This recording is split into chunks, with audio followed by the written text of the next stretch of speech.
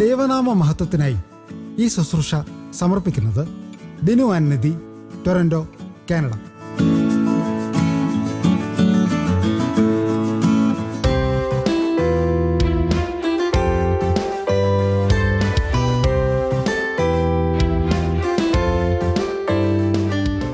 ത്രിയേക ദൈവത്തിൻ്റെ തിരുനാമത്തിന് മഹത്വം ഉണ്ടാകട്ടെ.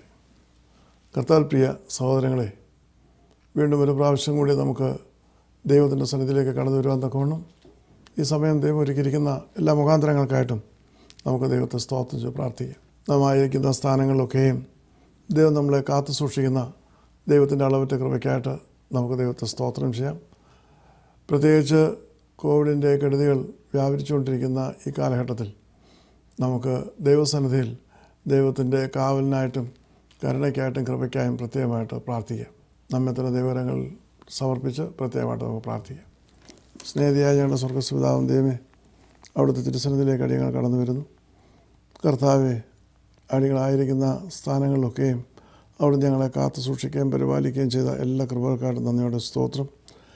കോവിഡ് എന്ന മഹാമാരിയുടെ വ്യാപനം കർത്താവ് വർദ്ധിച്ചുകൊണ്ടിരിക്കുമ്പോഴും അവിടുത്തെ കുഞ്ഞുങ്ങളെ അങ്ങ് ഉള്ളം കയ്യിൽ സൂക്ഷിച്ച് പരിപാലിക്കുന്നതിനായിട്ട് സ്തോത്രം. ഈ രാത്രി ശുശ്രൂഷയിൽ കടന്നു വന്നിരിക്കുന്ന മക്കളെ ഒത്ത് പ്രാർത്ഥിക്കുന്നു.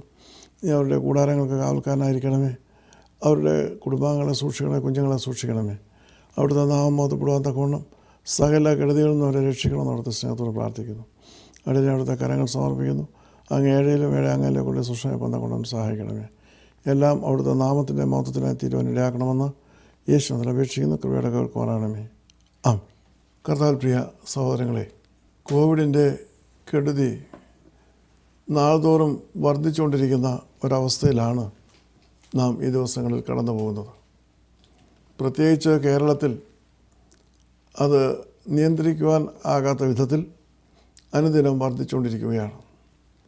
മാത്രമല്ല, ലോകത്തിലെ അനേക രാഷ്ട്രങ്ങൾ ഒരു വലിയ മഹാമാരി ഇനിയും ഉണ്ടാകുവാൻ പോകുന്നു എന്ന ഭയത്തിലാണ് മുൻപോട്ട് പോകുന്നത്.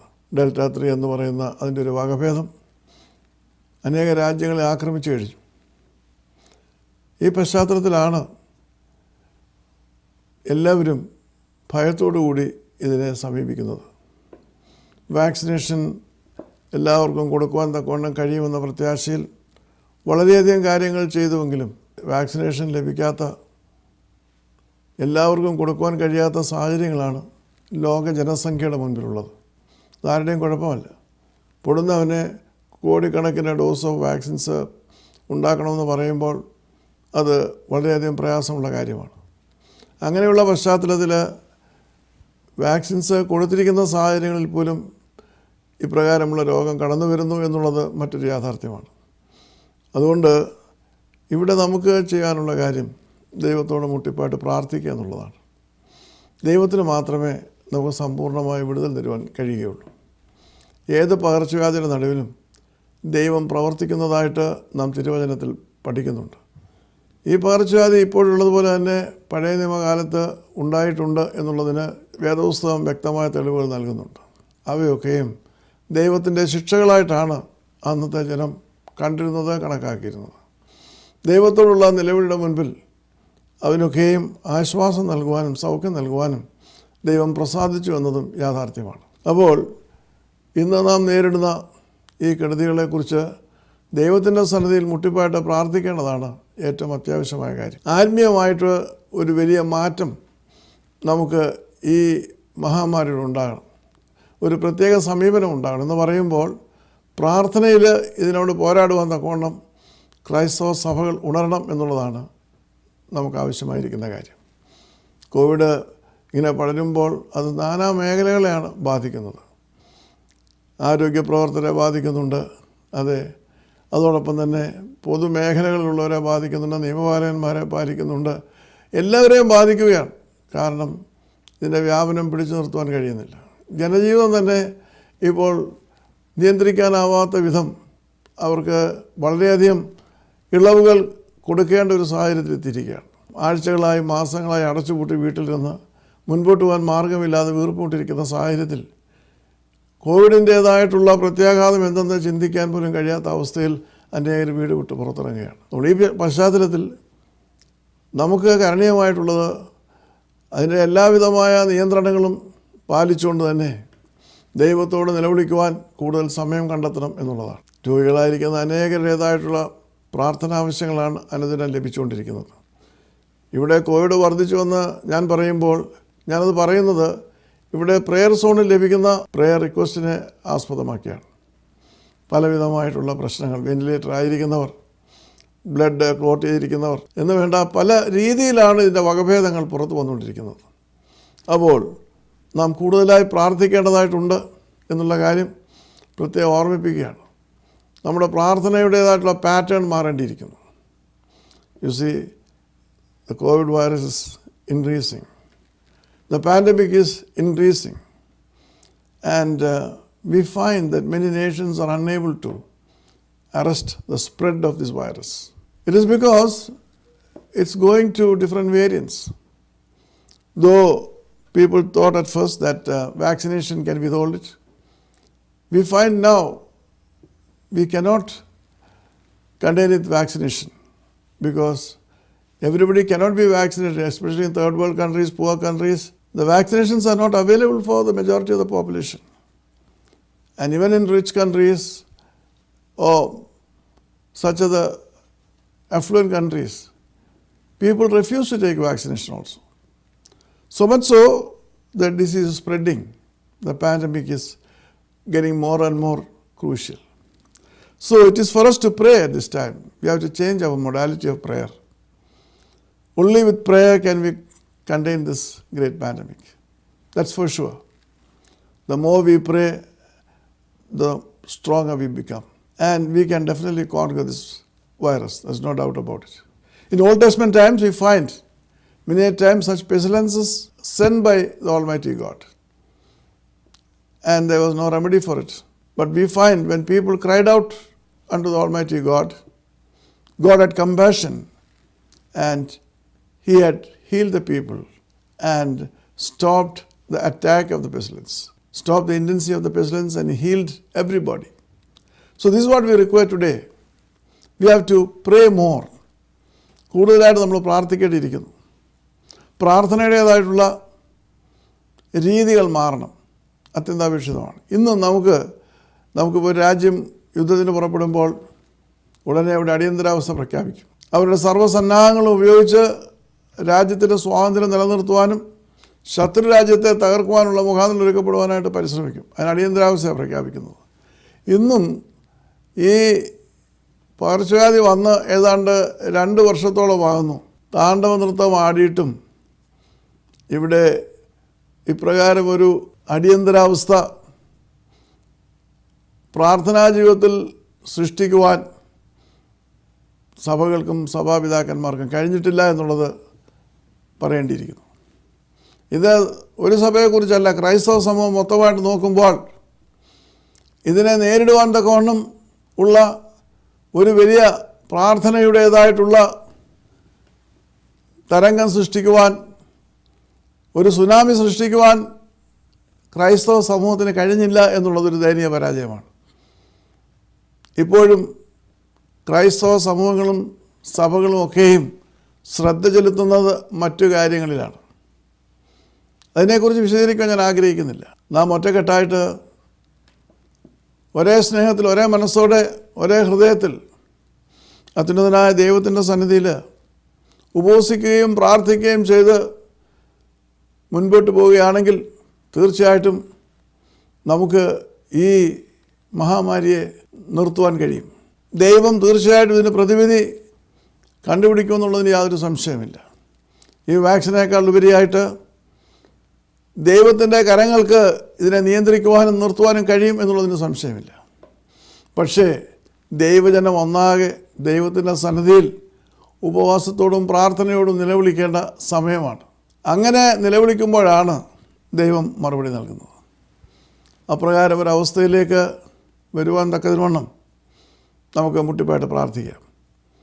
കോവിഡ് രോഗികൾക്ക് വേണ്ടി പ്രാർത്ഥിക്കാം. അതോടൊപ്പം തന്നെ അവരെ ചികിത്സിക്കുന്ന എല്ലാവിധ ആരോഗ്യ പ്രവർത്തകർക്കായിട്ടും പ്രാർത്ഥിക്കാം. ഇത് ബാധിച്ചിരിക്കുന്ന ഭവനങ്ങളെ ഓർത്ത് പ്രാർത്ഥിക്കാം. പകർച്ചവ്യാധിയാണ്, ഭവനങ്ങളും എല്ലാവർക്കും വന്നുകൊണ്ടിരിക്കുകയാണ്. ഇത് നിമിത്തം കഷ്ടത്തിലും നഷ്ടത്തിലുമായിരിക്കുന്ന ലക്ഷോപലക്ഷം ജനങ്ങളുണ്ട്. ജോലി നഷ്ടപ്പെട്ടവരുണ്ട്, മുൻപോട്ട് പോകാൻ മാർഗമില്ലാത്തവരുണ്ട്. അവരെല്ലാം നമുക്ക് ദൈവസന്നിധിയിൽ സമർപ്പിച്ചുകൊണ്ട് പ്രത്യേകമായിട്ട് പ്രാർത്ഥിക്കാം. ഈ മഹാകെടുതിയിൽ നിന്ന് മനുഷ്യരാശിയെ രക്ഷിക്കുവാൻ തക്കവണ്ണം ദൈവം കരുണ ചെയ്യുന്നതിനായിട്ട് നമുക്ക് പ്രത്യേകമായിട്ട് പ്രാർത്ഥിക്കാം. അതോടൊപ്പം തന്നെ ഇതിൻ്റെ എല്ലാ കാര്യങ്ങളും നിയന്ത്രിക്കുവാൻ തക്കവണ്ണം ഭരണാധികാരികൾക്ക് ദൈവം കൃപ നൽകുന്നതിനായിട്ട് നമുക്ക് പ്രത്യേകമായിട്ട് പ്രാർത്ഥിക്കാം. ഇതൊരു നിസ്സാര കാര്യമല്ല. സമ്പൂർണമായി ഈ കാര്യത്തിലേക്ക് ശ്രദ്ധ ചെലുത്തുമെങ്കിൽ മാത്രമേ, അത്രമാത്രം അഗാധമായിട്ട് ഇതിലേക്ക് ഇറങ്ങിയെങ്കിൽ മാത്രമേ ഇതിനെ പിടിച്ചു നിർത്താൻ കഴിയുകയുള്ളൂ.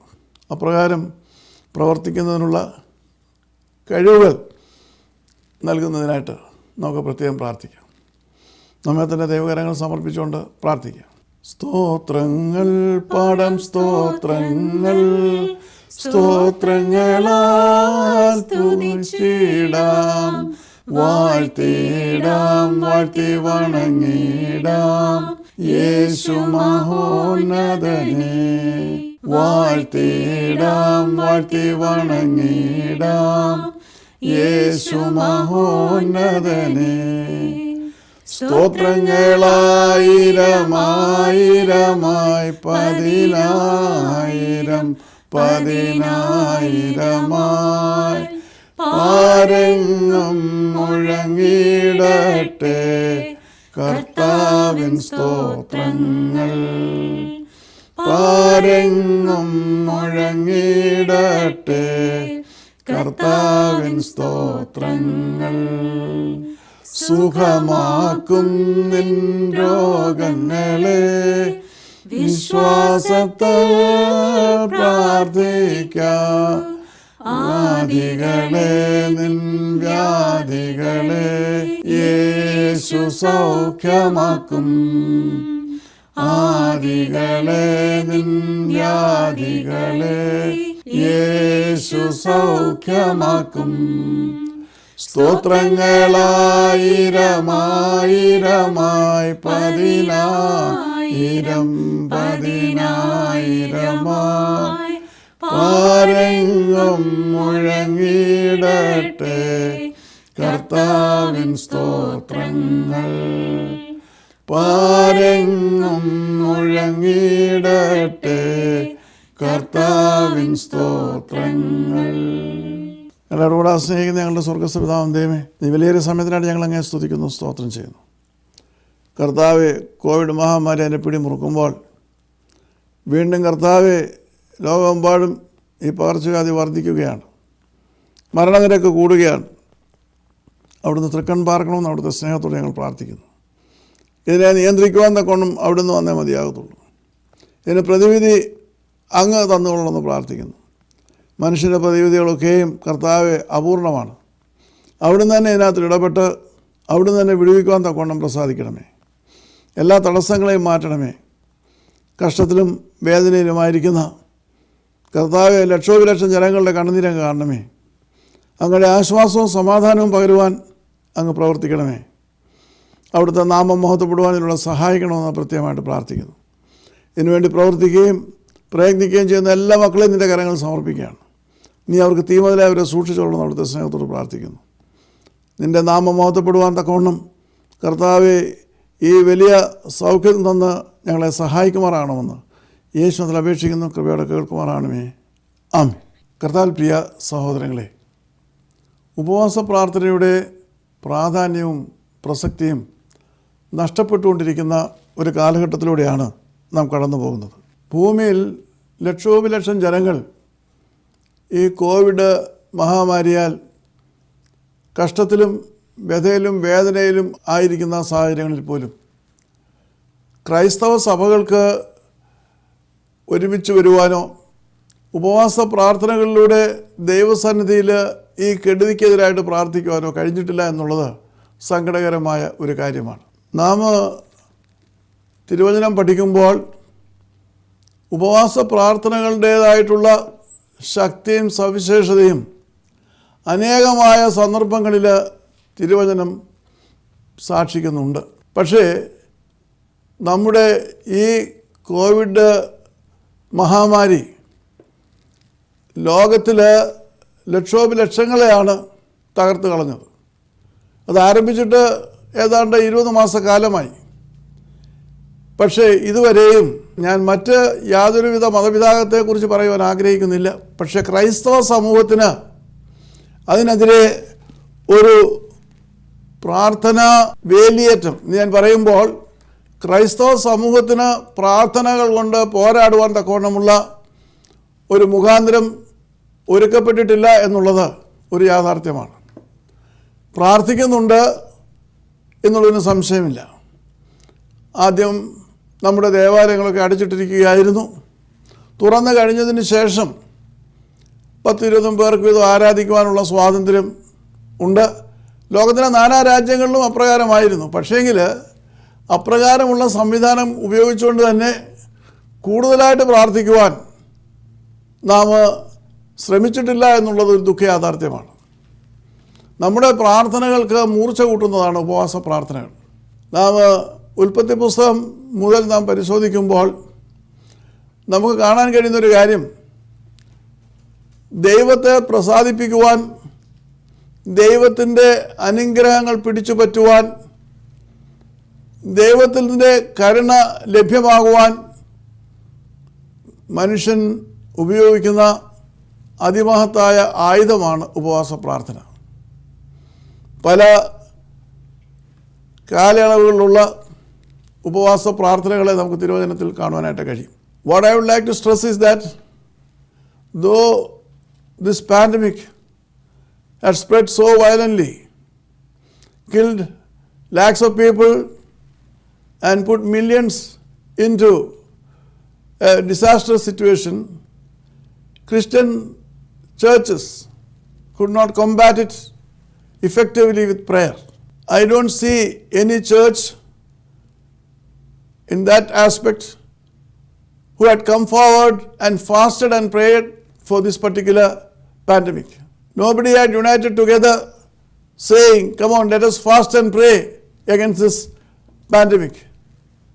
So we find that churches individually, they were continuing their own prayers, but they could not let go a storm of prayer. They could not match the intensity of the attack of this virus with prayer. Prayer should have attacked this pandemic and destroyed them. Our worships were effectively blocked by Satan by closing down the churches. Even when the churches were reopened, we find that fasting prayers had never taken place anywhere. Prayers are continuing. I am not talking about the prayers, the ordinary prayers. What we need at this moment is a more effective form of prayer. And that's what we find in the Bible, the fasting prayer. We find many instances where the Almighty God had showered His blessings on His people when they had fasted and prayed. In fact, we see that it was the Lord who had asked His people to fast and pray so that He can bless them on many occasions. So, God Himself had asked His people to fast and pray. Why? Because He wanted to change the situation, the disastrous situation of the people in the world. They were dying, they were in drought, they were in famine, they were in pestilence. So, the Almighty God had asked them to fast and pray so that He can act for them. But today's modern Christian churches have failed to use this mighty weapon which God Himself had given to His people.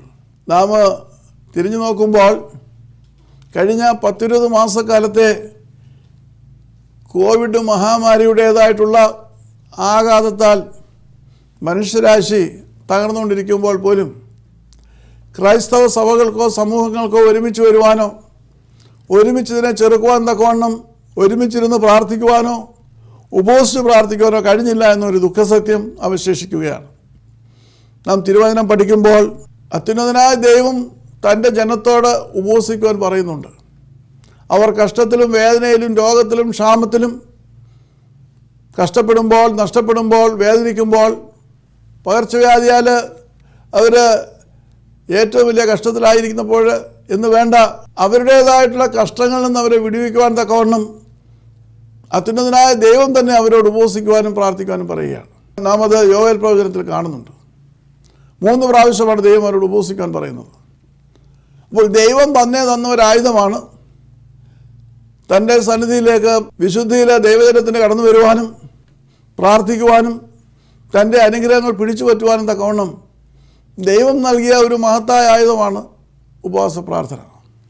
പക്ഷേ നമുക്ക് അത് ഉപയുക്തമാക്കുവാൻ കഴിഞ്ഞില്ല എന്നുള്ളതൊരു യാഥാർത്ഥ്യമാണ്.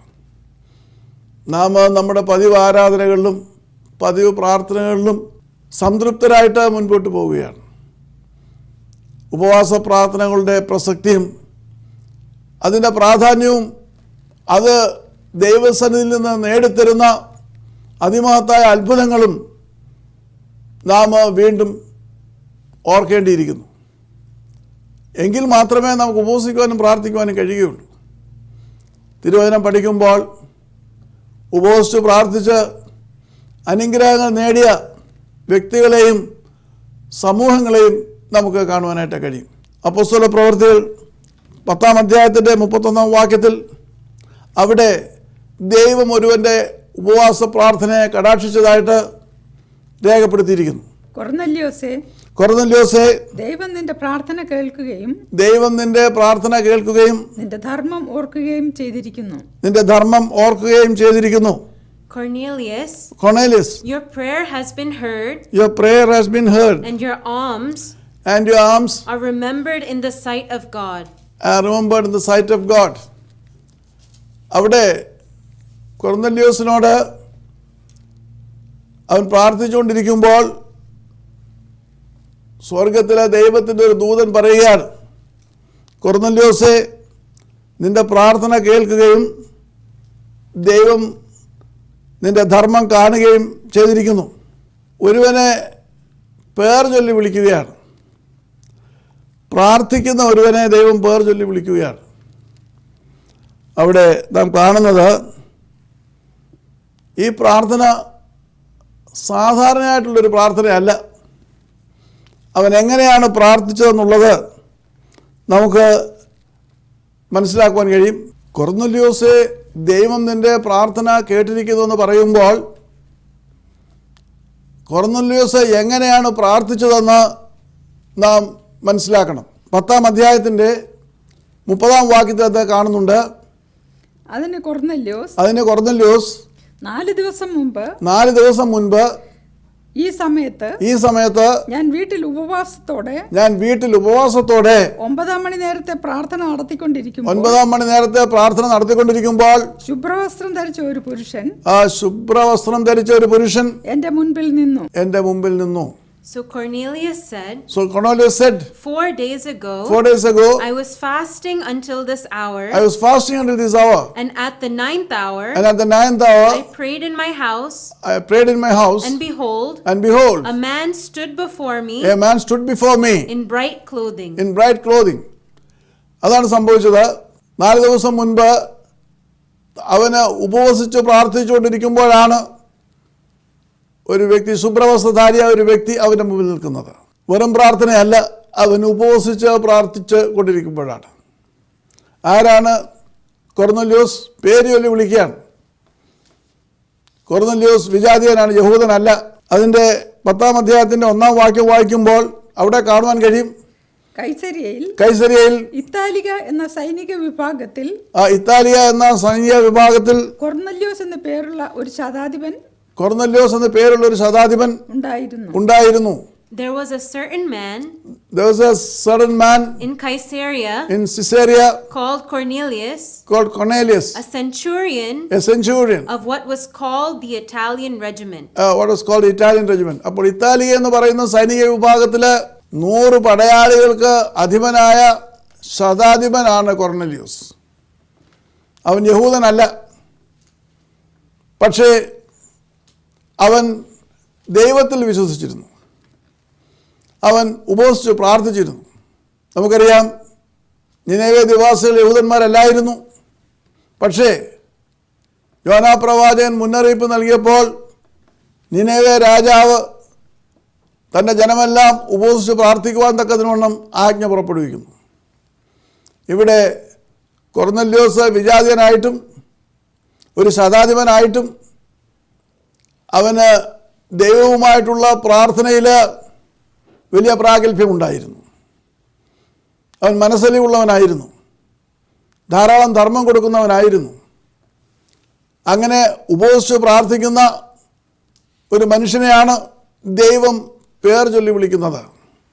തിരുവചനത്തിൽ 4 ശതാധിപന്മാരെ നമുക്ക് കാണുവാനായിട്ട് കഴിയും. യേശുവിൻ്റെ അടുക്കൽ തൻ്റെ ഭൃത്യന് വേണ്ട സൗഖ്യത്തിനായിട്ട് വന്ന ശതാധിപൻ.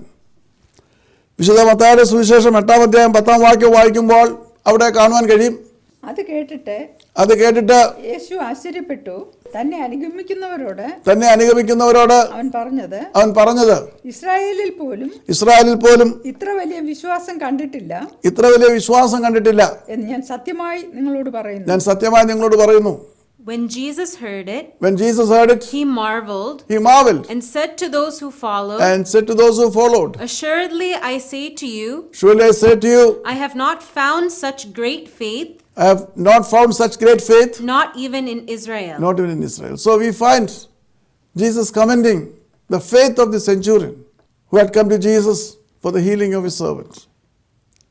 We find 4 centurions coming to Jesus, and it's the first one. The next one we find in Mark chapter 15 verse 39. So when the centurion who stood opposite him to him saw that he cried out like this and breathed his last, he said, Truly this man was the Son of God. Here we find a centurion at the foot of the cross. He was standing opposite Jesus Christ, and when he saw how Jesus had left this world, how he died, the centurion exclaimed, Surely this man was Son of God. അവനെതിരെ നിന്നിരുന്ന ശതാധിപൻ അവൻ ഇങ്ങനെ പ്രാണനെ വിട്ടത് കണ്ട് ഈ മനുഷ്യൻ ദൈവപുത്രനായിരുന്നു സത്യം എന്ന് പറഞ്ഞു. മൂന്നാമതായുള്ള ശതാധിപനെ നാം കാണുന്നത് അപ്പോസ്തല പ്രവൃത്തി 27-ാം അധ്യായം 3-ാം വാക്യത്തിലാണ്. We find the third centurion in the New Testament in Acts chapter 27 verse 3. പിറ്റേന്നാൾ ഞങ്ങൾ സീദോനിലെത്തി. യൂലിയോസ് പൗലോസിനോട് ദയ കാണിച്ചു. സ്നേഹിതന്മാരുടെ അടുക്കൽ പോയി സൽക്കാരം കൈക്കൊള്ളുവാൻ അനുവദിച്ചു. And the next day we landed at Sidon. And Julius treated Paul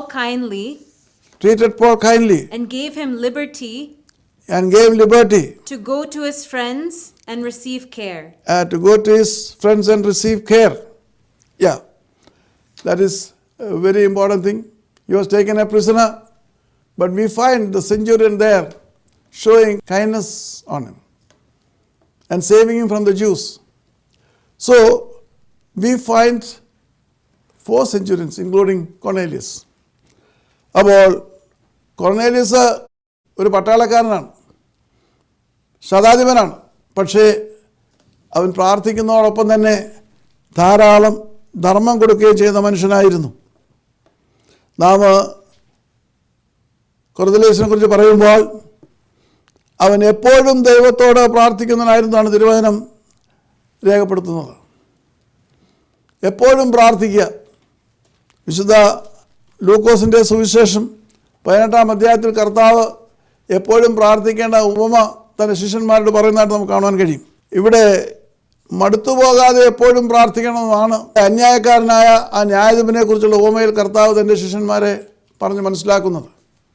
ഇവിടെ നാം കാണുന്നത് കൊർന്നല്യോസ് എപ്പോഴും പ്രാർത്ഥിക്കുന്നവനായിരുന്നു. അവന് യഹൂദനല്ലായിരുന്നു, പക്ഷേ അവൻ ബിംബങ്ങളെയോ മറ്റ് അപ്രകാരമുള്ള ബിംബാരാധികളുടേതായിട്ടുള്ള യാതൊരു വിധത്തിലുള്ള കാര്യം ചെയ്യുന്നവനല്ലായിരുന്നു. അവൻ ജീവനുള്ള ദൈവത്തെയാണ് ആരാധിച്ചിരുന്നത്.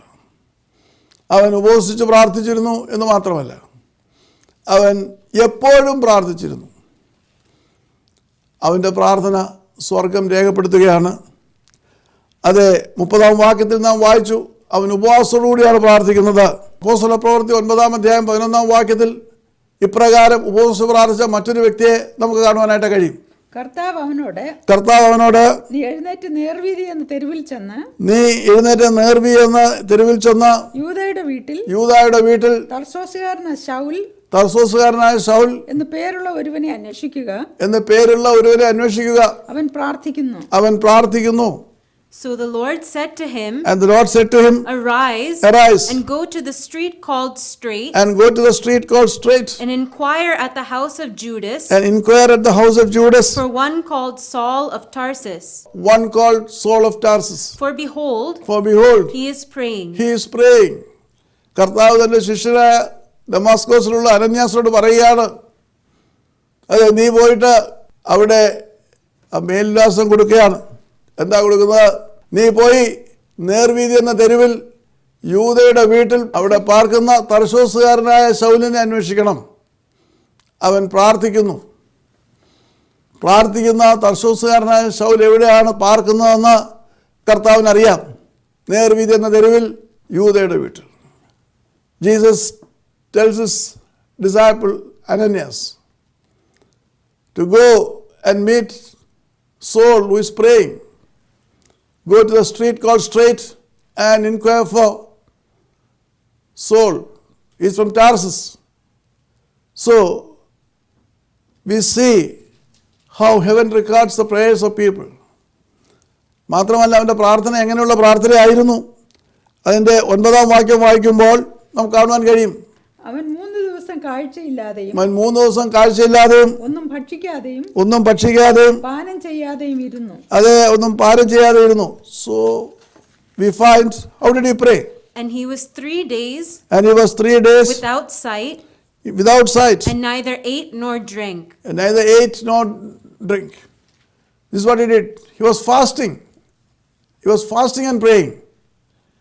You see, for 3 days he was fasting and praying, and in that fasting prayer we find Jesus calling his disciple Ananias and tells him, go to the street called Straight and meet Saul. He has seen a vision of your going and healing him. He is blind. Saul is blind. So we find how effective fasting prayer is.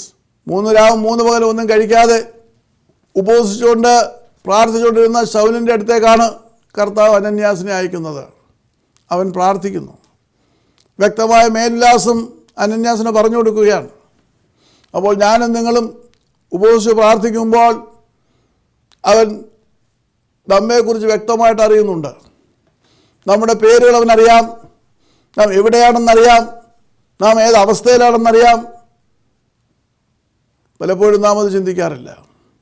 നമ്മുടെ പ്രാർത്ഥനകളേക്കാൾ ഉപരിയായ ശക്തിയാണ് ഉപവാസ പ്രാർത്ഥനകൾക്ക് സ്വർഗത്തിൽ ചെലുത്തുവാൻ കഴിയുന്നത്, സ്വാധീനമാണ് ചെലുത്തുവാൻ കഴിയുന്നത്. കാരണം സമ്പൂർണ്ണമായി ദൈവസന്നിധിയിൽ സമർപ്പിച്ചുകൊണ്ട് 1 തവണയോ 2 തവണയുള്ള പ്രാർത്ഥനയല്ല. ദൈവസന്നിധിയിൽ കുറവുകളും ബലഹീനതകളും ഏറ്റുപറഞ്ഞുകൊണ്ട് ദൈവത്തിൻ്റെ കരുണ യാചിച്ചുകൊണ്ട് ഒരു നീണ്ട അളവാണ്, നീണ്ട സമയമാണ് ഉപവസിച്ച് പ്രാർത്ഥിക്കുന്നത്. ഏറ്റവും കുറഞ്ഞത് 24 മണിക്കൂർ. അപ്പോൾ നമ്മെ തന്നെ കണ്ടെത്തുവാനും നമ്മുടെ കുറവുകളും ബലഹീനതകളും ഏറ്റുപറയുവാനും ദൈവത്തിൻ്റെ കരുണ യാചിക്കുവാനും ദൈവത്തിൻ്റെ ശക്തി ആർജിക്കുവാനും തക്കവണ്ണമാണ് അത് മുഖാന്തരമൊരുക്കുന്നത്. ഇവിടെ കൊർന്നേലിയോസിനെ കുറിച്ച് പറഞ്ഞ 2ാമത്തെ കാര്യം, അവൻ ഉപവസിച്ച് പ്രാർത്ഥിക്കുമ്പോഴാണ് കൊർന്നേലിയോസേ എന്ന് പേർ വിളിക്കുന്നത്. എന്നിട്ട് അവനോട് പറഞ്ഞ 2ാമത്തെ കാര്യം, നിന്റെ ധർമ്മം ഓർത്തിരിക്കുന്നു. അങ്ങനെയാണല്ലോ രേഖപ്പെടുത്തിയിരിക്കുന്നത്. God says he has seen and he remembered his alms. ധർമ്മം കൊടുക്കുന്നത് 31-ാം വാക്യത്തിൽ നമുക്കത് കാണുവാൻ കഴിയും. കൊർന്നേലിയോസേ, ദൈവം നിന്റെ പ്രാർത്ഥന കേൾക്കുകയും നിന്റെ ധർമ്മം ഓർക്കുകയും ചെയ്തിരിക്കുന്നു. Cornelius, your prayer has been heard, your prayer has been heard, and your alms are remembered and your alms are remembered in the sight of God. in the sight of God. So, God is watching our prayers. He is hearing our prayers, but also He is watching our works. That's very important. He is watching our attitude. He is watching how we behave, how we see others. That is a very important factor. You know, we find this man a compassionate man. Though he was a soldier, he was giving alms. And God remembers that. If you could read Proverbs chapter 14 verse 31, there it says emphatically, He who oppresses the poor he who oppresses the poor reproaches his maker, reproaches his maker, but he who honors him but he who honors him has mercy on the needy. has mercy on the needy. Yes. ദരിദ്രനെ പീഡിപ്പിക്കുന്നവൻ ദരിദ്രനെ പീഡിപ്പിക്കുന്നവന് അവന്റെ സൃഷ്ടാവിനെ നിന്ദിക്കുന്നു. അവന്റെ സൃഷ്ടാവിനെ നിന്ദിക്കുന്നു. ദരിദ്രനോട് കൃപ കാണിക്കുന്നവനോ ദരിദ്രനോട് കൃപ കാണിക്കുന്നവനോ ദൈവത്തെ ബഹുമാനിക്കുന്നു. ദൈവത്തെ ബഹുമാനിക്കുന്നു. അപ്പോൾ ദരിദ്രരോട് നാം കരുണ കാണിക്കുമ്പോൾ അവരുടെ ആവശ്യങ്ങളിലേക്ക് നാം നമ്മുടെ കരകൾ നീട്ടുമ്പോൾ അവർക്ക് ആശ്വാസവും സമാധാനവും പകരുമ്പോൾ നമ്മുടെ പ്രവർത്തികൾ കൊണ്ടും പ്രവർത്തനങ്ങൾ കൊണ്ടും നാം ആ ദരിദ്രരെ നാം പരിരക്ഷിക്കുമ്പോൾ നാം ദൈവത്തിനു വേണ്ടി പ്രവർത്തിക്കുകയാണ്. അത് ദൈവത്തിൻ്റെ സന്നിധിയിൽ വിലപ്പെട്ട കാര്യമാണ്.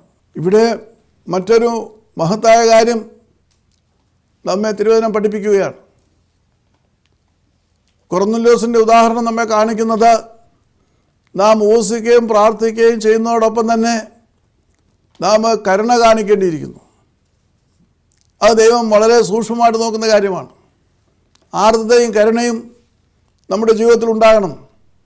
കർത്താവിനെ പറയുന്നുണ്ട്, എനിക്ക് വിശന്ന് നിങ്ങൾ ഭക്ഷിപ്പാൻ തന്നില്ല, എനിക്ക് ദാഹിച്ചു നിങ്ങൾ കുടിക്കുവാൻ തന്നില്ല, ഞാൻ നഗ്നനായിരുന്നു എന്നെ ഉടുപ്പിച്ചില്ല. കർത്താവ് ഞങ്ങളെങ്ങനെ നിന്നെ കണ്ടിട്ടില്ലല്ലോ.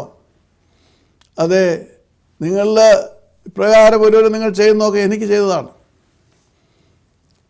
അപ്പോൾ ആർദ്രതയുള്ളവനൊരുവന് മാത്രമേ അങ്ങനെ പ്രവർത്തിക്കുവാൻ കഴിയുകയുള്ളൂ. ദൈവം നമ്മെ ആക്കി വച്ചിരിക്കുന്ന സ്ഥാനങ്ങളിൽ നാം എപ്രകാരമാണ് പ്രവർത്തിക്കുന്നതെന്ന് നാം ചിന്തിക്കേണ്ടിയിരിക്കുന്നു. ജ്ഞാനിയായ ശലോമോൻ സദൃശവാക്യങ്ങൾ പറയുമ്പോൾ 3:27 ഇപ്രകാരം കാണുവാൻ കഴിയും. നന്മ ചെയ്യുവാൻ നിനക്ക് പ്രാപ്തിയുള്ളപ്പോൾ അതിന് അർഹതയുള്ളവർക്ക് നീ അത് ചെയ്യാതിരിക്കരുത്. Do not withhold good from those to whom it is due when it is in the power of your hand to do so. Yeah.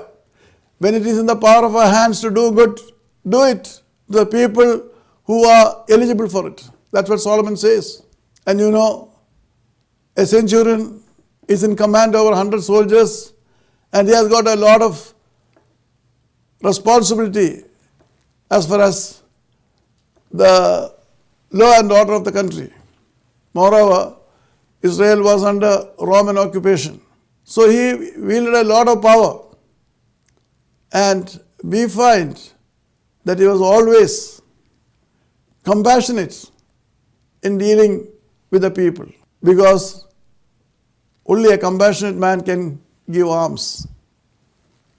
He was bothered about the sufferings of the people, the needs of the people. And the Almighty God was watching that. He had a responsibility to rule over the people because he's a centurion. And he was a member of the Italian band. Caesarea was the headquarters of the band, and then he had a lot of power in his hands. But he used that power in his hands to help the poor, to help the needy. And that's what Solomon says. Do that. Do all what you can when your hands have that power to do it. നാം അതാണ് കാണുന്നത്. അവന് 100 സൈനികരുടെ അധിപനാണ്. ഭരണ സംവിധാനങ്ങളൊക്കെ അവൻ്റെ കീഴിലുണ്ട്. കാരണം റോമ ഗവൺമെൻറ്റിൻ്റെ നുകത്തിന് കീഴിലാണ് അപ്പോൾ ഇസ്രായേൽ. അതുകൊണ്ട് ഒരു ശതാധിപന് വലിയ ഉത്തരവാദിത്തങ്ങളും അതോടൊപ്പം തന്നെ അധികാരങ്ങളുമുണ്ട്. പക്ഷേ ഇവൻ തൻ്റെ അധികാരം സാധുക്കളെ സഹായിക്കുന്നതിന് വേണ്ടിയിട്ട് ആണ് ഉപയുക്തമാക്കിയിരുന്നത്.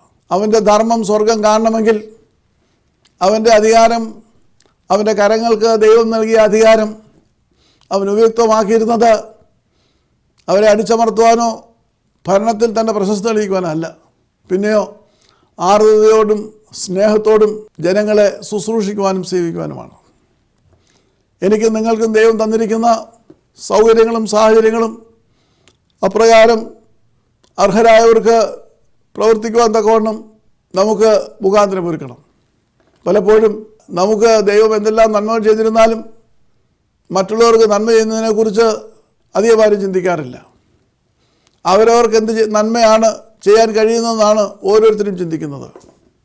എന്നാൽ ദൈവം നോക്കുന്നത് നാം മറ്റുള്ളവർക്ക് ചെയ്യുന്ന നന്മയാണ്.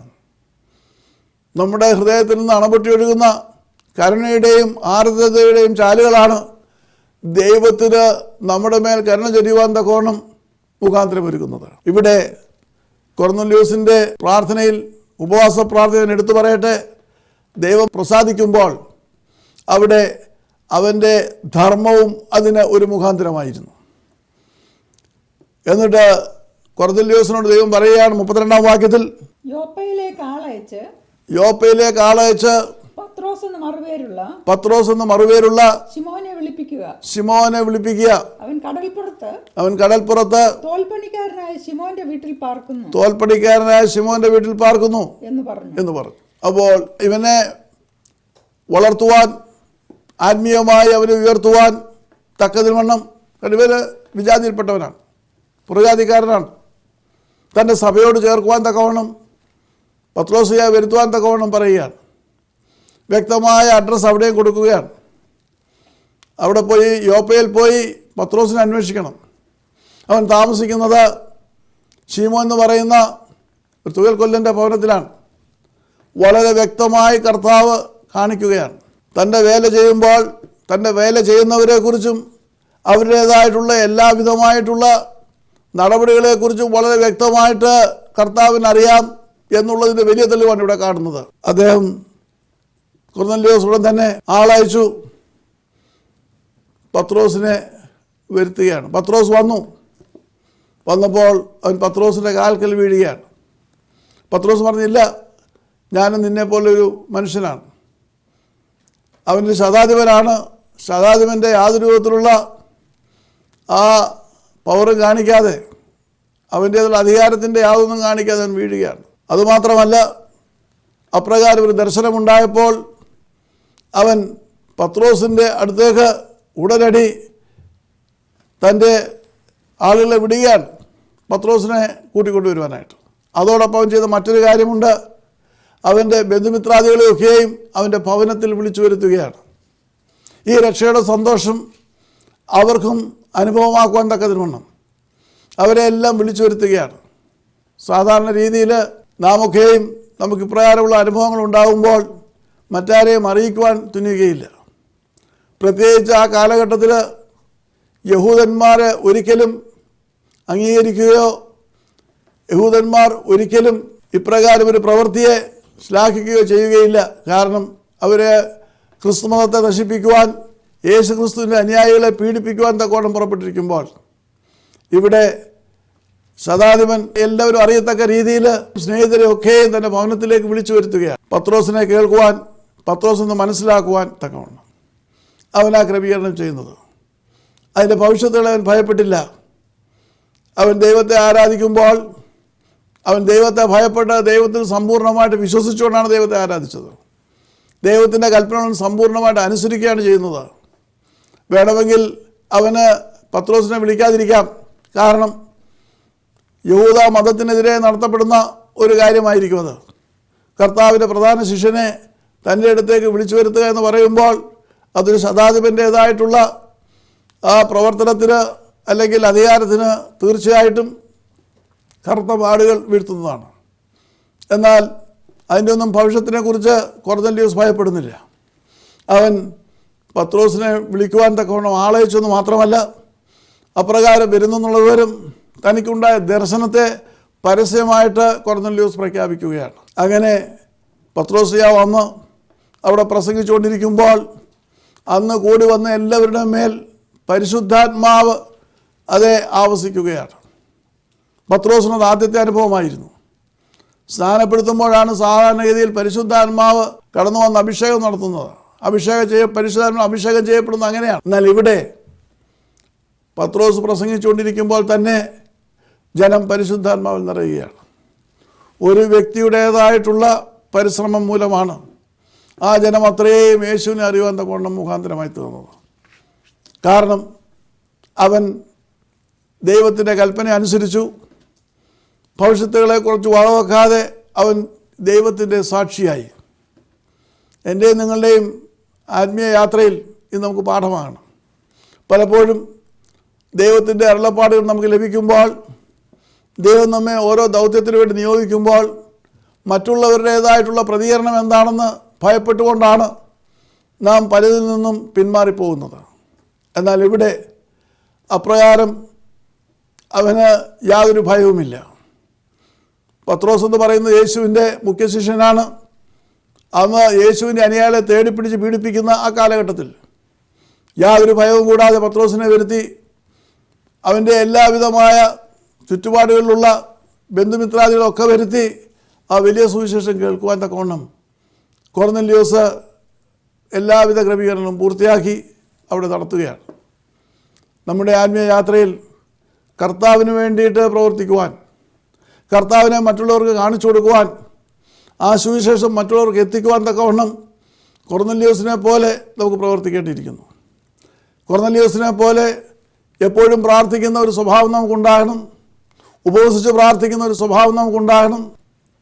അതോടൊപ്പം തന്നെ കൊർന്നല്യോസിനെ പോലെ ഉള്ള ദാനശീലം, ധർമ്മം കൊടുക്കുക, മറ്റുള്ളവരോട് ആർദ്രതയോടെ പെരുമാറുക, ആവശ്യക്കാരെ സഹായിക്കുന്ന, അതാണല്ലോ ധർമ്മം എന്ന് പറയുന്നത്. അപ്രകാരം പ്രവർത്തിക്കുന്ന ഒരു വലിയ മനസ്സ് നമുക്കുണ്ടാകുക. അങ്ങനെ ഉണ്ടാകുമ്പോഴാണ് കൊർന്നല്യോസിനെ വിളിച്ച ദൈവം എന്നെയും നിങ്ങളെയും പേർ ചൊല്ലി വിളിക്കുന്നത്. അപ്രകാരം ഒരു അനുഗ്രഹത്തിനായിട്ട് നമുക്ക് പ്രാർത്ഥിക്കാം. ദൈവം നമ്മെ അനുഗ്രഹിക്കട്ടെ. പ്രാർത്ഥിക്കാം. സ്നേഹിതയായ ഞങ്ങളുടെ സ്വർഗ്ഗസ്ഥപിതാവാം ദൈവമേ, ബലഹീന ഞങ്ങളുടെ തിരുസന്നിധിയിലേക്ക് കടന്നു വരുന്നു. അടികളുടെ ജീവിതം, പ്രാർത്ഥനാ ജീവിതം എങ്ങനെയാണെന്ന് പരിശോധിക്കാൻ തക്കവണ്ണം നീ ഈ സമയം സഹായിച്ചിരിക്കുന്ന കൃപകൾക്കായിട്ട് സ്തോത്രം. കൊർന്നല്യോസിനെ പോലെ കർത്താവെ, അവിടുത്തെ സന്നിധിയിൽ എപ്പോഴും പ്രാർത്ഥിക്കുവാനും ഉപവസിച്ച് പ്രാർത്ഥിക്കുവാനും തക്കൊണ്ട് ഞങ്ങളെ സഹായിക്കണമേ. അടിയങ്ങളിലേക്ക് പ്രാപ്തി പോലെ ഞങ്ങളുടെ കരങ്ങൾക്ക് അവിടെ നൽകുന്ന അനുഗ്രഹങ്ങൾ അർഹരായവർക്ക് കർത്താവെ കൊടുക്കുവാൻ തക്കവണ്ണം ഞങ്ങളുടെ കരങ്ങളെ ബലപ്പെടുത്തണമെന്ന് അവിടുത്തെ സ്നേഹത്തോട് പ്രാർത്ഥിക്കുന്നു. ഈ വചനം കേട്ട എല്ലാവരും അവിടുത്തെ തൃക്കരങ്ങൾ സമർപ്പിക്കുന്നു. അവിടുത്തെ പുനഃനാമം മഹത്വപ്പെടുവാൻ തക്കവണ്ണം ഈ ശുശ്രൂഷകളെ സഹായിക്കണമെന്ന് യേശുനാഥത്തിൽ അപേക്ഷിക്കുന്ന കൃപയോടെ കേൾക്കുവാനാണമേ. ആം. പിതാവിൻ ദൈവത്തിൻ്റെ സ്നേഹത്തിൻ്റെ കൃപയും പരിശുദ്ധാത്മാവിൻ്റെ സംബന്ധവും സഹവാസവും നമുക്ക് വായിച്ച എല്ലാ വിഷയങ്ങളും ഇപ്പോഴും എപ്പോഴും എന്നേക്കും ഉണ്ടായിരിക്കുമാറാകട്ടെ. ആം. ദൈവം നമ്മെ അനുഗ്രഹിക്കട്ടെ. ദൈവനാമ മഹത്വത്തിനായി ഈ ശുശ്രൂഷ സമർപ്പിച്ചത് Binu and Nidhi, Toronto, Canada.